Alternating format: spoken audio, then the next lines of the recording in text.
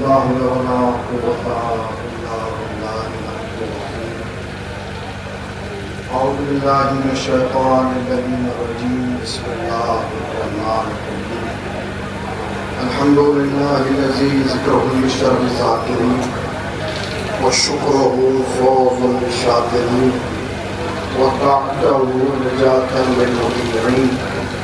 الصلاة والسلام على رسول الثقلين محبوب رب المشرقين ورب المغربين ولی الدارین امام القبلتین جد الحسن والحسین ابی القاسم محمد.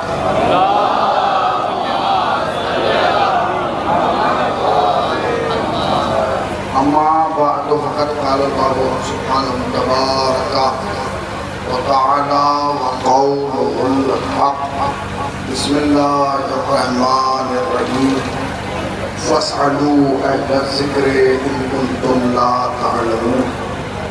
حاضرین فرشیزہ اور صاحبان بلا، خاص پور کا یہ تاریخی پروگرام جو اپنی نوعیت کے اعتبار سے، اپنی کیفیت کے اعتبار سے اپنی ایک منفرد شناخت اور پہچان رکھتا ہے، اس میں ہمارا اور آپ کا جمع ہونا اس بات کی گواہی ہے کہ دنیا والوں دیکھ لو، نہ حسین کل اکیلا تھا نہ حسین آج اکیلا ہے. آپ اس چوراہے پر کھڑے ہو کر پوری دنیا کو یہ پیغام دے رہے ہیں کہ دنیا آئے اور سمجھے کہ حسین کیا ہے، دنیا دیکھے کہ حسین کی حکومت کیا ہے، دنیا دیکھے کہ حسین کی سلطنت کیا ہے، دنیا دیکھے کہ حسین کا اقتدار کیا ہے. میری سمجھ میں آج تک یہ نہیں آیا کہ ہمارا اللہ ایک ہے، رسول ایک ہے، قرآن ایک ہے، قبلہ ایک ہے، کعبہ ایک ہے. جب سب کچھ ایک ہے تو پھر اختلاف کس بنیاد پر؟ وہ جب اللہ ایک ہے، جس کی عبادت آپ کرتے ہیں اسی کی عبادت ہم کرتے ہیں، جس مہینے میں روزے آپ رکھتے ہیں اسی مہینے میں ہم روزے رکھتے ہیں، جس موسم میں حج پہ آپ جاتے ہیں اسی موسم میں حج پہ ہم جاتے ہیں، تو پھر اختلاف کس بنیاد پر؟ یاد رکھیے گا یہ تقریر خاص پور کے چوراہے پر بڑے اہم پیغام لوگوں تک پہنچانے کے لیے کی جا رہی ہے. تو آخر وجہ کیا ہے؟ جب اللہ ایک ہے، رسول ایک ہے، قرآن ایک ہے، کعبہ ایک ہے، قبلہ ایک ہے، سب کچھ ایک ہے، تو مجھے صاحب نے جواب دیا مولانا اختلاف اللہ پر نہیں ہے، اختلاف رسول پر نہیں ہے، اختلاف کعبے پر نہیں ہے، اختلاف قبلہ پر نہیں ہے، اختلاف قرآن پر بھی نہیں ہے. تو پھر اختلاف کس بات پر ہے؟ کہتے ہیں سارا اختلاف رسول اللہ کے بعد پر ہے کہ بعد میں کسے مانا جائے. تو میں نے کہا بعد میں کسے مانا جائے؟ پہلی دو صورتیں ہیں، یا لوگ صحابہ کو مانیں گے یا رسول کے بعد لوگ اہل بیت کو مانیں گے. تو جھگڑا یہ ہے کہ اہل بیت کو مانا جائے یا صحابہ کو مانا جائے. اگر آپ میری طرف متوجہ ہیں تو بس میں ایک جملہ کہہ کے آگے بڑھتے آنا چاہتا ہوں. یاد رکھیے گا ابھی تو لوگ یہی نہیں سمجھے کہ اہل بیت اور صحابہ میں فرق کیا ہے. جب تک فرق سمجھ میں نہیں آئے گا تب تک یہ پتہ نہیں چلے گا کہ اہل بیت کون ہے اور صحابہ کون ہے. یاد رکھیے گا اہل بیت کی شان اپنی جگہ ہے، صحابہ کی شان اپنی جگہ ہے. ہم اس میں 2 گھنٹے کی تقریر کروں تو شاید یہ بات واضح نہ ہو سکے کہ اہل بیت اور صحابہ میں فرق کیا ہے. مگر میں اس خاص پور کے چوراہے پر بتانا چاہتا ہوں کہ اہل بیت اور صحابہ میں کوئی لمبا چوڑا فرق نہیں ہے، ایک نقطے کا فرق ہے، اور وہ فرق یہ ہے کہ جو نبی سے پیار کرے وہ صحابہ ہیں، جن سے نبی پیار کرے وہ اہل بیت ہے.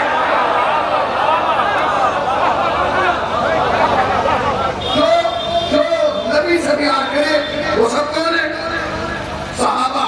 اور جن سے نبی پیار کرے اب آپ کی مرضی ہے کہ آپ کن کو مانیں گے، انہیں مانیں گے یا انہیں مانیں گے.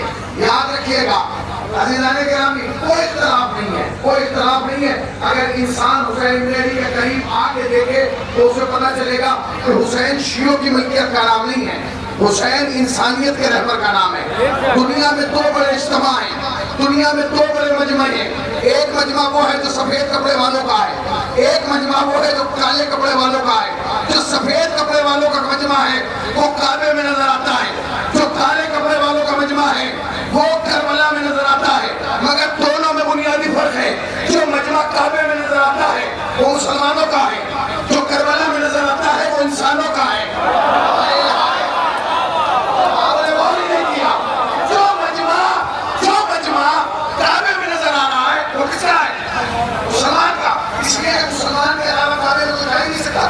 بھائی کعبہ تو بہت دور ہے, کعبہ ہے شہر میں, اس میں بھی نہیں جا سکتا. جو لوگ حج پہ گئے ہیں, عمرے پہ گئے ہیں, انہوں نے دیکھا ہوگا کہ جو مکے کی انٹری ہے نا, جہاں سے آپ مکے میں داخل ہو گئے, ایک بہت بڑا بورڈ لگا ہے, اس پر لکھا ہے کافر ممنوع الورود, نان مسلم ناٹ الاؤڈ.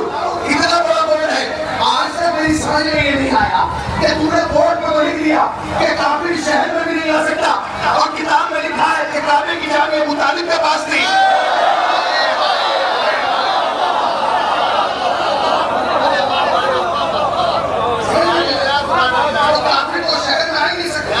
تو وہاں جو آئے گا وہ کون آئے گا؟ مسلمان. مگر جب تم کربلا میں مشی کرو گے نا, اور نجف سے کربلا تک جاؤ گے, خدا کی قسم کھا کے کہہ رہا ہوں, ہندو تمہیں چلتا ہوا نظر آئے گا, سکھ تمہیں چلتا ہوا نظر آئے گا, عیسائی تمہیں چلتا نظر آئے گا. ہر قوم, ہر مذہب, ہر مکتب کا آدمی تمہیں حسین کی طرف جاتا ہوا نظر آئے گا. کمال ہے, سردار پگڑی کے ساتھ جا رہا ہے, کرسچن اپنے نشان کے ساتھ جا رہا ہے, پنڈت اپنے تلک کے ساتھ جا رہا ہے. اب ایک جملہ کہوں, ایک جملہ, میرے پاس وقت نہیں ہے, مجھے لکھنؤ جانا ہوں, ٹرین بھی, بس 2 جملے سن لیجیے اور تقریر ختم ہو جائے. میں نے اس بات پر تحقیق کی کہ ہندو کے دل میں حسین ہے, مسلمان کے دل میں حسین ہے, سکھ کے دل میں حسین ہے, ہر قوم کے انسان کے دل میں حسین ہے. اتنا متوجہ رہیے گا, ہر قوم کے, ہندوؤں کے دل میں حسین, سکھوں کے دل میں حسین. اس ایک سلامات پڑھنے والا محمد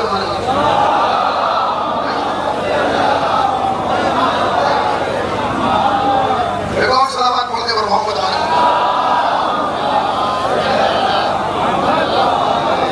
توجہ دیجیے گا. ہر قوم, ہر مذہب کے دل میں آپ کو حسین نظر آئے گا. ہندوؤں کے دلوں میں حسین, سکھوں کے دلوں میں حسین, کرسچن کے دل میں حسین ہے. ہر قوم کے, یہ ہماری خوش قسمتی ہے شیعوں کہ حسین سب کے دل میں ہے, اور یہ مسلمانوں کی بدقسمتی ہے کہ یزید صرف مسلمانوں کے دل میں ہے.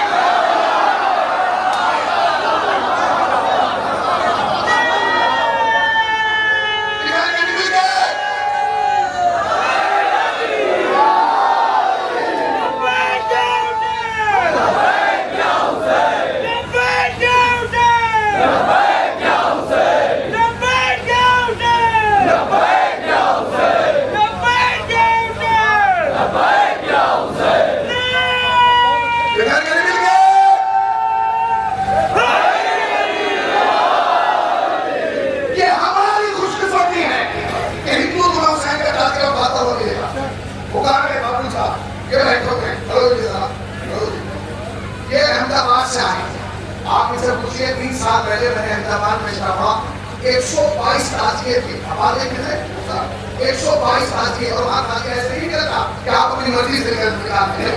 قانون یہ ہوتا ہے کہ حکومت کی طرف سے, گورنمنٹ کی, پرشاسن کی طرف سے نمبر دیا جاتا ہے. آپ کو اس نمبر پر تازیہ لے کے گئے, لوگ اپنی میری سوچی نمبر پر تازیہ لے کے گئے ہیں.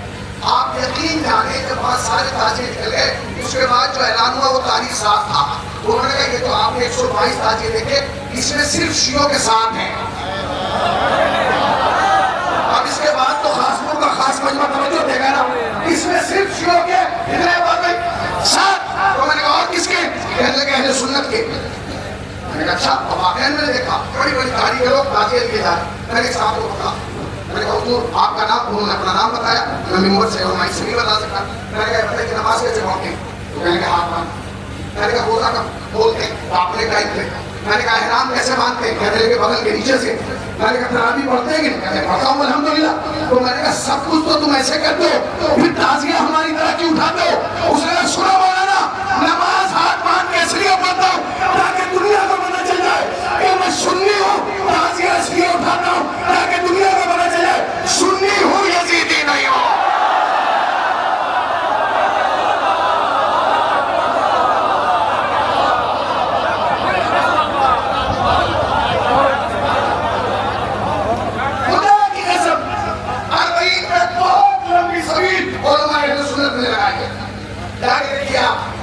دنیا کا بہت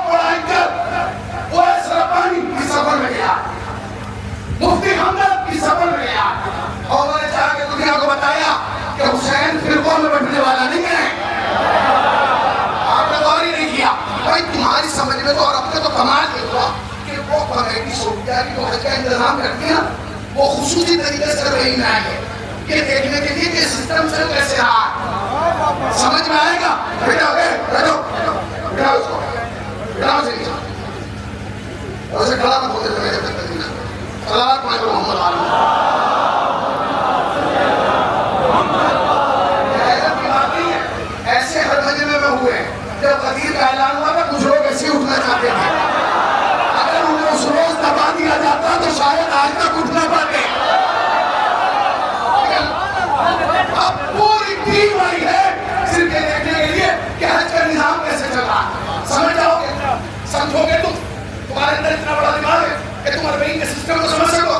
خدا کی قسم ہندوستان میں چھوٹے چھوٹے جلوس ہوتے تو لوگ ایک ایک مہینہ پہلے دو دو مہینے پہلے کام کرتے کہ میرے یہاں اتنی انجمن آ رہی ہے, اتنا مجمع آ رہا ہے, وہاں تو کروڑوں کا مجمع ہے. سنو, کبھی حج والا اربعین کو نہیں سمجھ سکتا کیونکہ حج میں مجمع آتا ہے 40 لاکھ, اربعین میں آتا ہے 21 ملین.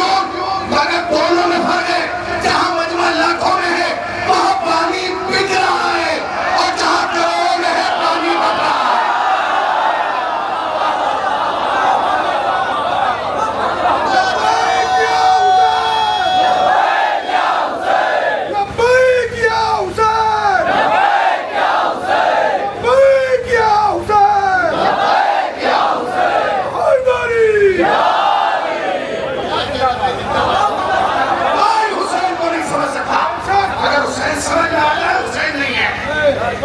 جو فطرتوں کو بدل دے اسے حسین کہتے ہیں, جو مزاج کو بدل دے وہ حسین کہتے ہیں, جو لوگوں کی شخصیتوں کو بدل دے اسے حسین کہتے ہیں. تم نے ابھی حسین کو جانا کہا ہے.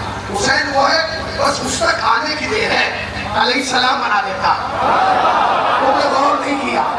پانی بڑھ کے آیا حسین کی طرف تو پانی تھا, جب یہاں سے اٹھ کے گلاس میں گیا تو سبیل بن گیا. کھانا حسین کی طرف چل کے آیا تو کھانا تھا, یہاں سے دیا گیا تو تبرک بن گیا. تم نے غور ہی نہیں کیا. گھوڑا ادھر سے چل کے آیا تو گھوڑا تھا, ادھر سے گیا تو زلزلہ بن گیا.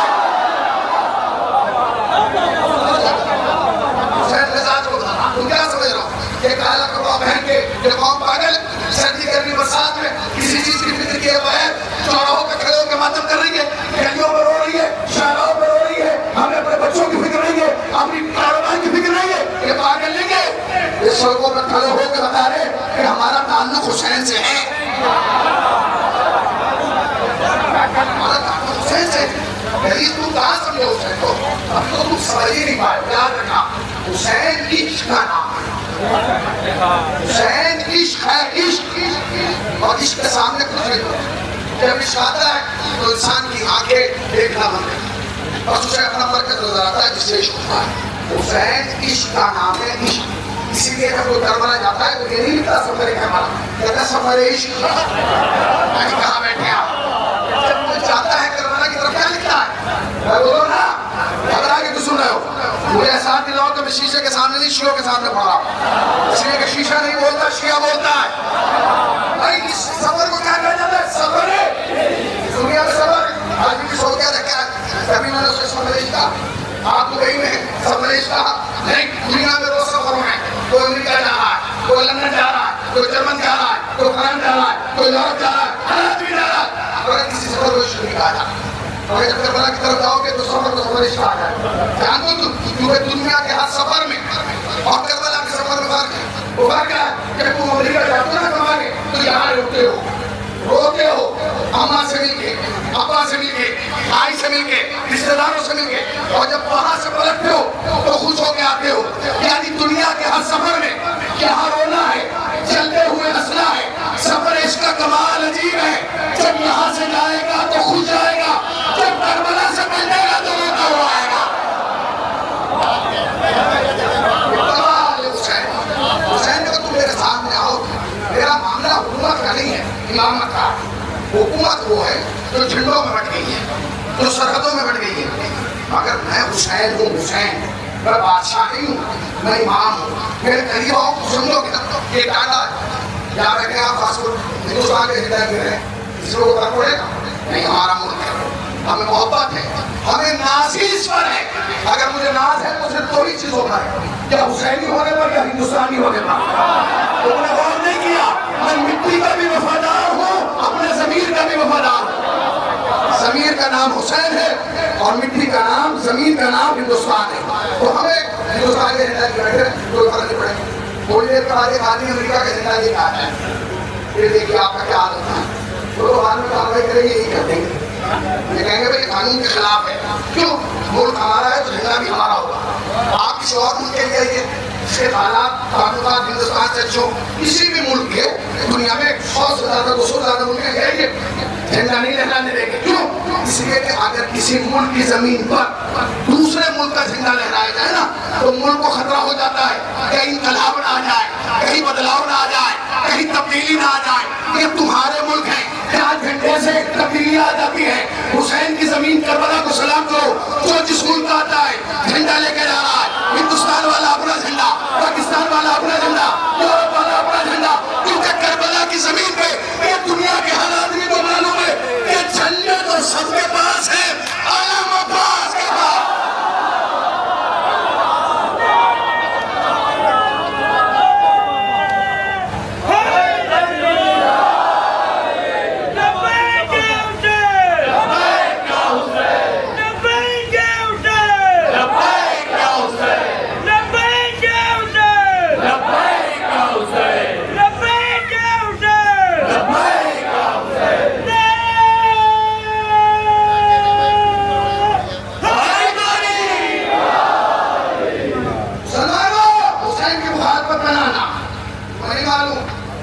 زمین بھی خراب کر دیتا ہے, زمین بھی خراب کر دیتا ہے. اس لیے کہ حسین کی دشمنی کے لیے پہلی شرط یہ ہے کہ بندہ کم سے کم یزید ہو, اور یزید ہونے کے لیے پہلی شرط یہ ہے کہ بندہ کنفرم حرامزادہ ہو.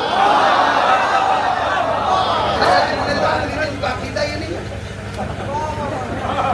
نے اپنی طرف سے کہہ دیا, میں نے تھوڑا سا آپ پوچھے حسین کے سامنے, حسین کے سامنے جو آیا اسے زمین بھی نہیں ملی.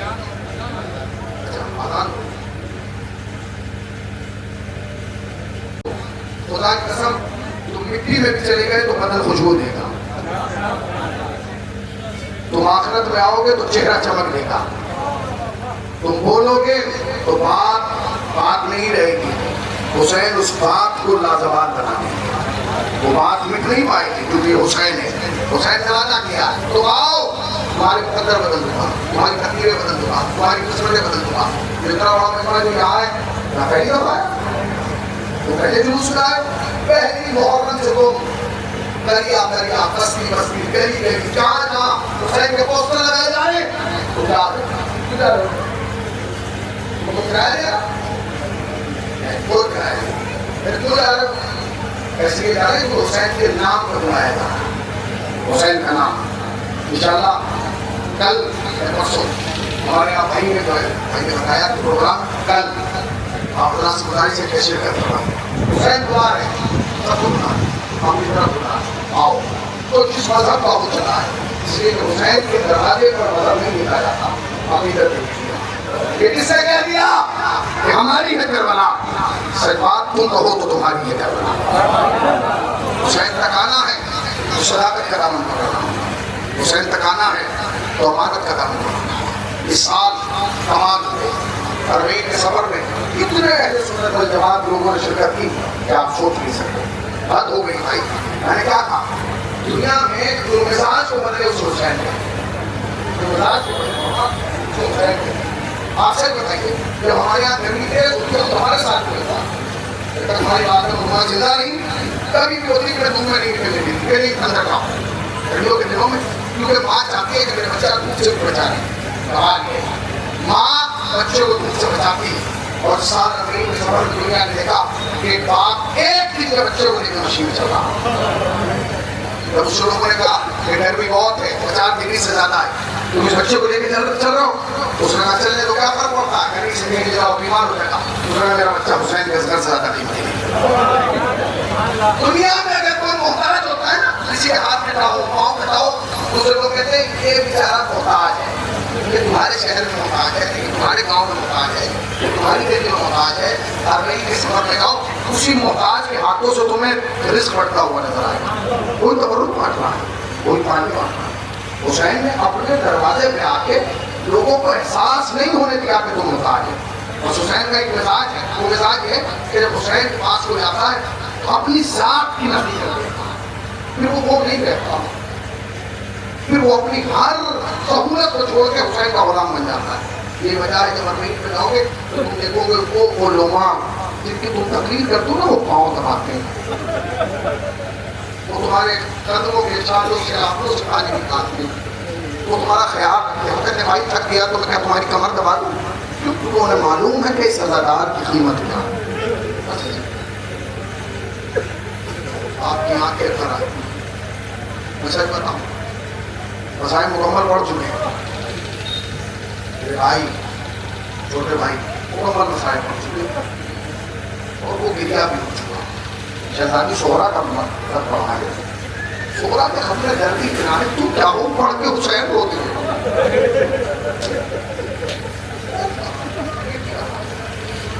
بس ایک بات کروں گا ابھی سے،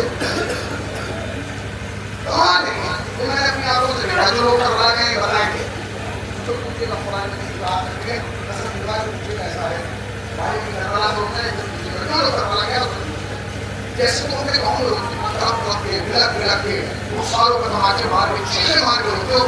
جب کربلا میں جاؤ گے تو ایسے ہوتا ہوا کوئی نہیں ہوگا. کربلا میں رونے کا انداز جانتے ہیں نہیں بابا، آدمی کھڑا ہوتا ہے آپ کو چانس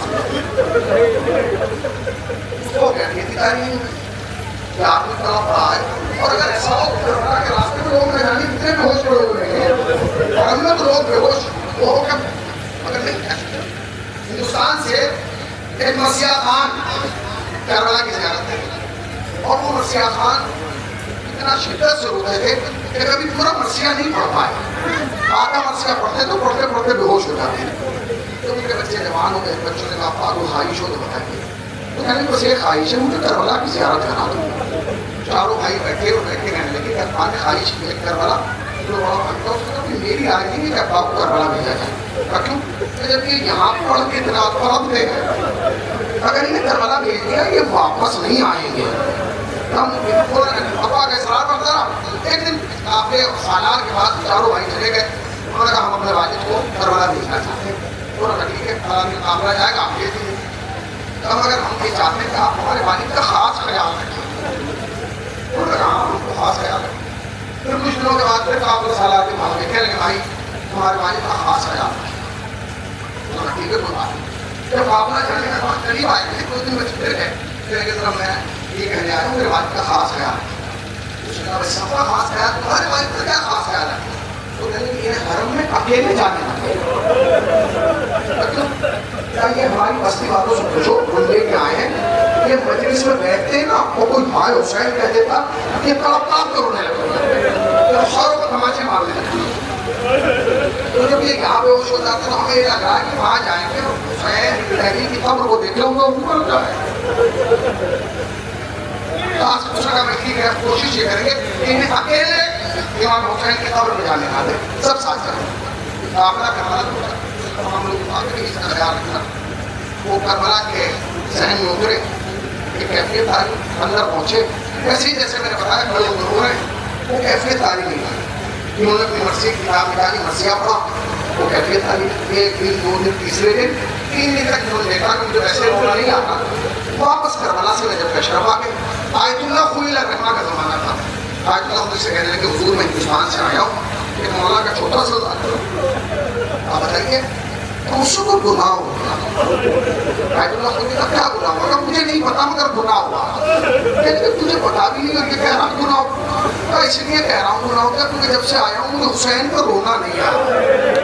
تو میں نے غور نہیں کیا آج جو کہ کہہ رہا ہوں اگر حسین پر رونا نہ آیا کرے حسین کی ماں سے دعا کیا کرو کہ فاطمہ ہمارے گناہوں کو معاف کر دے ہمارے دل کو نرم کر دے ہماری آنکھوں کو نرم کر دے تاکہ ہماری آنکھوں سے اشک حسین کی فرات جاری ہو سکے. حضور آدھانے کا قدم بالکل رونا نہیں آ رہا. رونا آ رہا ہے ویسے ہندوستان میں کیسے روتے تو لوگوں نے بتایا کہ ہمیں تو ایسے روتا تھا کہ منہ پہ تماچے مارتا تھا، چیخے مارتا تھا، بےہوش ہو جاتا۔ کوئی دن ایسا نہیں ہوتا تھا محرم میں کہ ہمارے یہاں مجلس ہو کے بےہوش نہ ہو، مگر یہاں جب سے آیا ہے اس کی کیفیت عجیب ہے، یہ ایسے نہیں رو پا رہا۔ آیت اللہ خوئی نے کتاب اٹھائی، کتاب کھولی تو رونے لگی، لیکن تجھ سے کوئی گناہ نہیں ہوا، تو پھر میں رو کیوں نہیں پا رہا ہوں؟ کہتے سن، میرا مولا فرماتا ہے کہ جب کوئی کربلا کی زیارت کے لیے آتا ہے نا، پہلا کام یہ ہوتا ہے جیسے ہی وہ زمین کربلا پہ قدم رکھتا ہے، حسین اپنا ہاتھ اٹھا کے اس کے دل پہ رکھ دیتے ہیں۔ میں تو مصائب پڑھ چکا، حسین اپنا ہاتھ اٹھا کے اس کے دل پہ رکھ دیتے ہیں۔ تم نے غور کیا بھائی، کہاں گناہ گاروں کا دل، کہاں حسین کا ہاتھ،